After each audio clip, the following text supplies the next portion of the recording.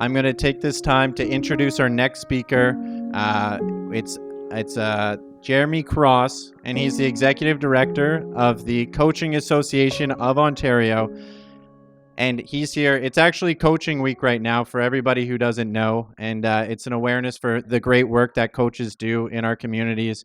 And so Jeremy's been kind enough to lend us some of his time in this very busy week for him. So we really appreciate having him here. And I'd like to welcome to the stage Jeremy Cross. Thank you very much, Ryan. Much appreciated. Happy Coaches Week, everybody. It has been a big week with awards, conferences, and a week to say #thanks coach. So just to kind of get things kicked off here, just by show of hands, how many in the room are a coach? And just leave those hands up. Great. How many of those people or anyone else has a family member or someone in your household that coaches? More hands. Good. What about your extended family? Hands up. Good. So now we're about half the room. Please go home and tell them thank you. Now, this is what this week is all about. This week is about recognition for the amazing things that coaches do in their communities for youth and young people to keep them active and all the great benefits that we know sport can have.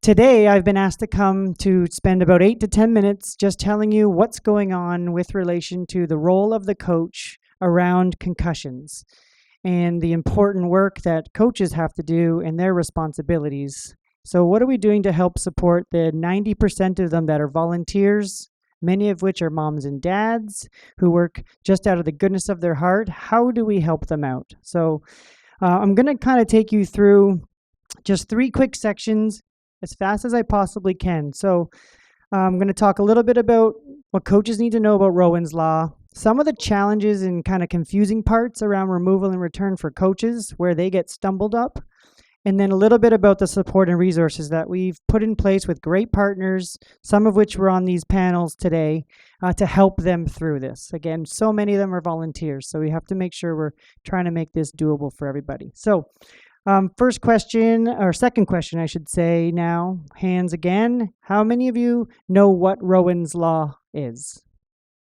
Fantastic. That is really, really good. But there was some hands not up. So I'm going to just do a very, very quick version of what Rowan's Law is. So Rowan's Law is based after a young girl named Rowan Stringer. She was a high school athlete, played in a sport that has contact. She sustained a second injury after having a concussion that no one really knew about. And then she died on the field of play. Her father, this is in the area of Ottawa. Her father's name Gordon. He needed to do something about this, and he wanted to make change. He worked with some of our conservative government people and put together this thing called Rowan's Law. And now there's legislation in place in Ontario. It's the only jurisdiction or province or territory that has such thing in Canada. And now there has been a number of implementation phases. So implementation phase 1 came after legislation came into place in 2018. That implementation phase included 2 key things, and this is kind of where the coaching part comes in here. So as a coach, every season, the parents, players, coaches, and people involved in your team have to sign off on a code of conduct around concussions. That's usually done through the provincial sport organization and all the affiliate partners in delivering that sport. In addition to that, there is resources that the Ontario government have created that also have to be reviewed, and you have to essentially check a box saying that you've reviewed these every year. That is the basics of implementation phase 1.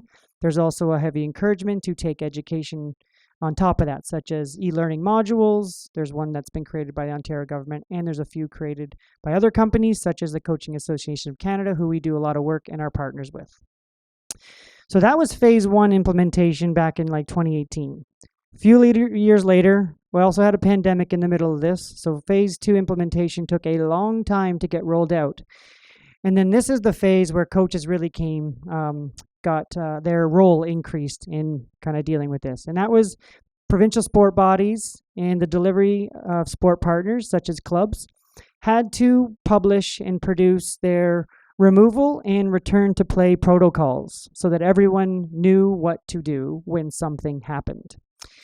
And the big part for coaches is the designated person role.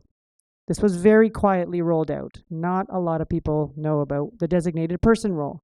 Essentially, this was there always needs to be a responsible person in the facility, the daily training environment, the competition, who will deal with head injuries and concussions, whether that's removal or the return process. And that needs to be in every gym. So for those coaches that were in the room and threw your hands up, can you throw your hands up again, the coaches in the room? I won't be asking you to speak or anything, just want to know who they are. So for those groups, how many of you have an actual medical professional on your coaching staff? Or is it just you and a parent like me? I coach U12 basketball. I am myself not a medical professional with 2 moms of the 12-year-old kids that I coach, right? How many of you actually have a medical professional who can help manage injuries on your staff?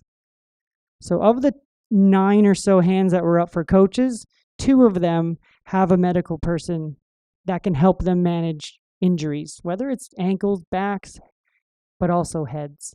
So we're trying to put together some resources now. So the next part of this little session, so that's the phase 1 and phase 2 implementation of what is in play now in Ontario to help remove and return athletes safely back to the game. And the panelists and things like that today have talked about all the intricacies of how unique every single individual's injuries are, and those have to be managed by the medical professionals.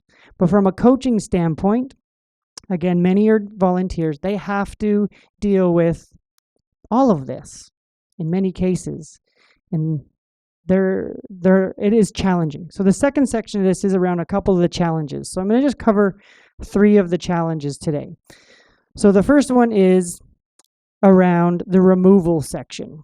So there are resources such as this one in the middle, the CRT. Steph talked about it a little bit earlier. There's things like that. There's online tools. There's new companies coming out of nowhere all over the place doing removal tools, looking at what are the symptoms, what are the red flags, hit, stop, sit, get them out of the game, whatever you got to do. There's a challenge and some confusion in the system, though, about, well, I am not a doctor. I cannot diagnose this. I can't take responsibility.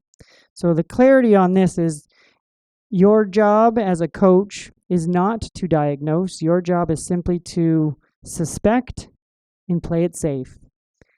After that, confusion step number 2 is in the protocol for return, there is 6 steps.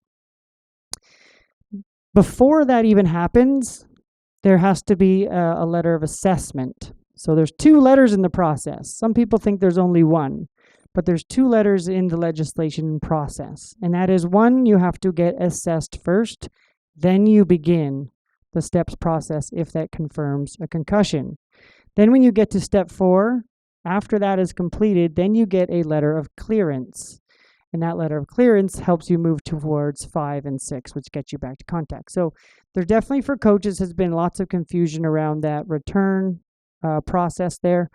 And then the last one for coaches is the really difficult conversations. It's the parent that's a doctor who wants their kid to play, or the parent who just doesn't care and just wants them to play.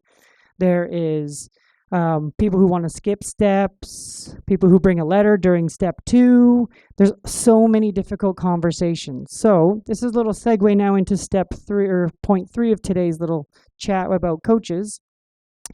We've built some resources to help coaches deal with those tough conversations. What to do if. We call them the what if scenarios. And there's lots and lots and lots of them throughout the process at different stages of the process to how do you manage and navigate, again, as a volunteer coach who's not a medical professional, who's talking to parents about, I'm just trying to take care of your child and do it properly in line with what is out there for Rowan's Law in our province. So I'm just going to now show a few of the tools that we're going to do. So just a few little links. There's a QR code. Seems to be a theme today, QR codes. There's also some cards back at my little stand back there around the Coach's Concussion Toolkit. This was created in partnership with the Ontario government. Essentially, it's become like a one-stop shop for coaches. We have great partners like Parachute, Ophia, Holland's Bloorview, the Ontario government, and a few other that have helped populate. We are not looking to create content. We are just looking to compile content. We are not in the business of creating content. We are just trying to get the good stuff to the coaches so that they know what to do. This is an example of one of the kind of removal flow charts that coaches can use to look at what do I do when something happens, what are the symptoms, what are the red flags, and how do I get to the point where, okay, they need to be assessed. The next one here is the designated person role. Because it is a new thing, not a lot of people know about it yet. We did a webinar. You can see that is Steph there on the right. She was our moderator for the webinar. This is a recorded webinar, and this is the kind of now what. So now I take on this role. What do I have to do? We had some people from sport law, from a legal standpoint, how this affects me legally, all that type of stuff is in there, including an FAQ. Next slide. So this is an interactive video resources. This is where we get into those what-if scenarios, the ones I was talking about earlier. So we've created this non-linear approach to support the kind of return to play protocols to show that it isn't just a step to step to step. There are hurdles, there are bumps, there are pauses. Sometimes you have to go back, but there's also these difficult conversations along the way that you may have to have with parents and administrators and athletes. So next slide. This is the Ontario concussion resources. These are the ones that are like a part of the mandatory implementation phase 1, where you have to review these, check the box, and then agree to the code of conduct. And then last couple here. This is a more elaborate training called Making Headway in Sport with our partner, the Coaching Association of Canada. It's about 45 minutes long, and it is free, and it is being sportified by NSOs, National Sporting Organizations, to make it fit their sport. Next one. And that'll be about it. Just leave that up there if you want to grab a QR code, scan it. And that is what is going on for amateur sport youth coaches in our province around concussions, and keeping at it. And if any questions, I'm happy to answer any questions about it, or come back and visit me at our lovely table back there. So thanks for having me.